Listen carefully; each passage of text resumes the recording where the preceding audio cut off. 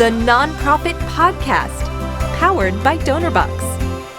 It's year-end giving season, and nothing is more instrumental to fundraising this time of year than your fundraising appeal.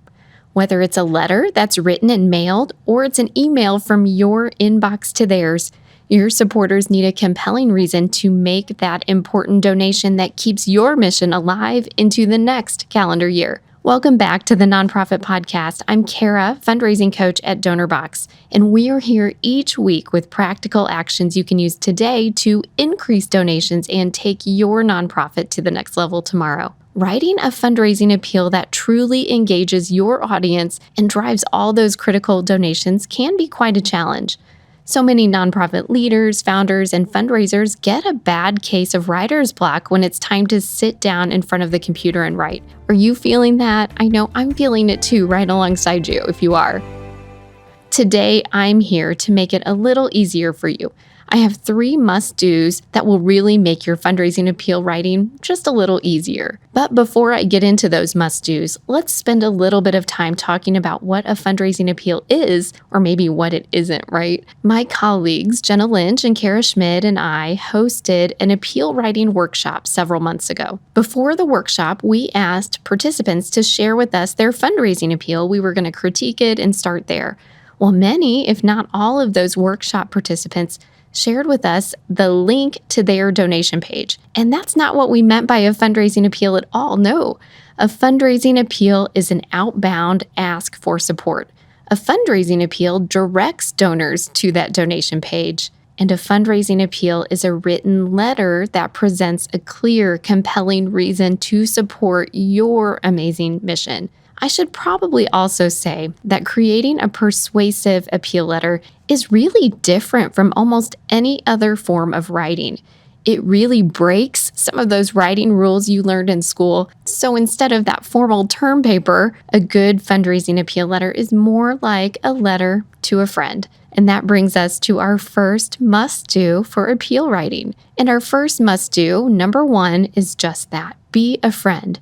When it comes to crafting effective fundraising appeals, it really is best to approach it as if you're writing to a friend. You want your potential donors to feel a personal connection. Remember, you are a person writing to another person. So here are a couple of ways to be a friend when you're writing to your supporters. First, personalize your letter. Yep, that's right. Start by personalizing your letter.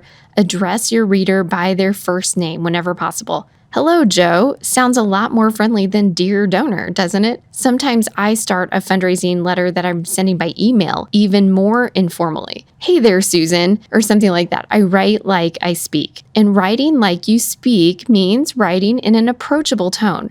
Remember, you're not writing for insiders. You're speaking to people who might not know very much about your mission, so keep it simple.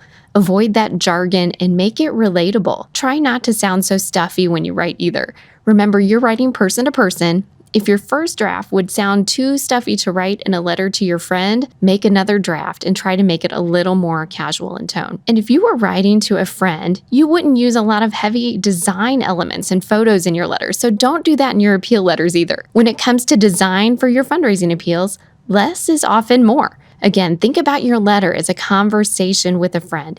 You wouldn't overwhelm them with pictures and complex layouts, so save those visuals for your other materials like newsletters and social media. So now we're on to our must-do number 2, and that is know your audience. That's right. Understanding who you're writing to is crucial in personalizing those fundraising appeals and really ensuring that it resonates. So first, you'll resonate more with your readers when you segment your audience. And segmenting your audience in fundraising is like creating different categories or groups within your donor list. You do this based on certain factors, such as where they live or how much they've donated in the past, or what aspects of your organization they're most interested in supporting. This allows you to create unique letters tailored to each group. And then you'll target each segmented group differently. So for instance, past donors to your food pantry may respond better to a letter focused on the impact of that pantry. Younger donors might relate to stories about people their age and so on. And then once you've done that, offer multiple ways to give. Make it really easy for your audience to contribute.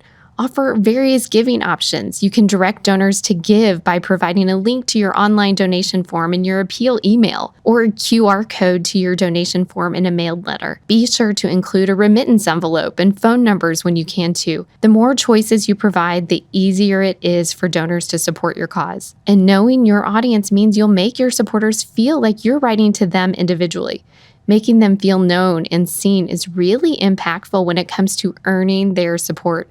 And earning donor support is also enhanced by our third must-do, and that is engage your reader. To inspire donations, you have to first capture your reader's attention and then keep them engaged. So how do you keep your supporters engaged from the time they open the envelope or open the email to the time they complete their donation? Well, the journey begins on the outside. Design your envelope creatively. You can make it stand out. You can use fonts that look handwritten for your addresses. Be sure to add your logo and even consider using a uniquely sized envelope to really pique that curiosity. If you're writing for email, pay special attention to your subject line. And then when your supporters open what you send them, make sure it's really engaging to read. You can use donor-centered language to keep them engaged. So you'll craft your letter and focus on what your donors can do for those that your nonprofit serves, rather than boasting all about your organization's accomplishments. For instance, I proofread an appeal letter from an organization recently, and it said, we do this, and we do this, and we did this. Well, the reader might say, well, if you've done all those things, why do you even need my support? So really make sure that you are engaging your reader and making sure that they're understanding why they need to step in and support you right now. You can use bold and italics and underlining to emphasize key points and maintain the reader's interest. For readers that really just skim a letter, that use of bold and italics and underlining can really get them those main points of those letters in a very short period of time.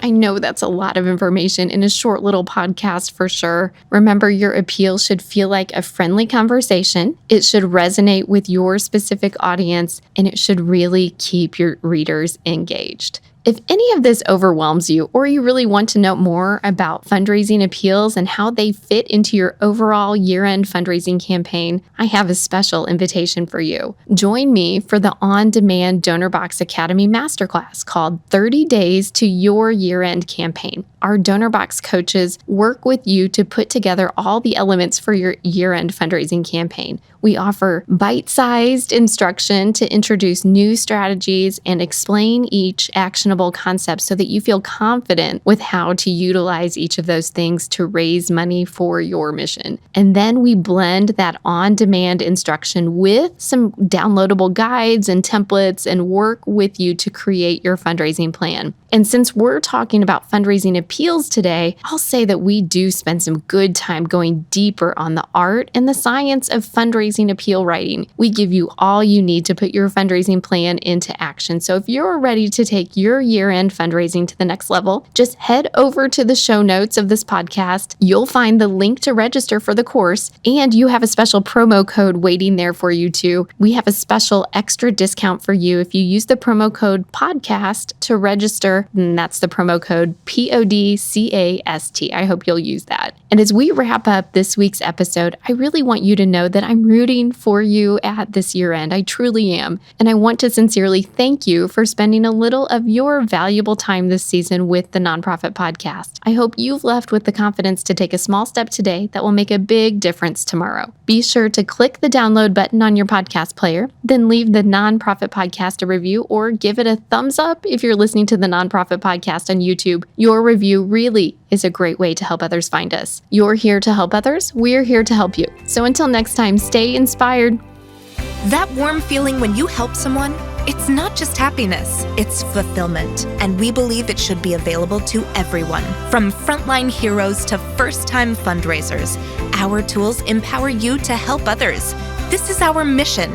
This is Donorbox, helping you help others.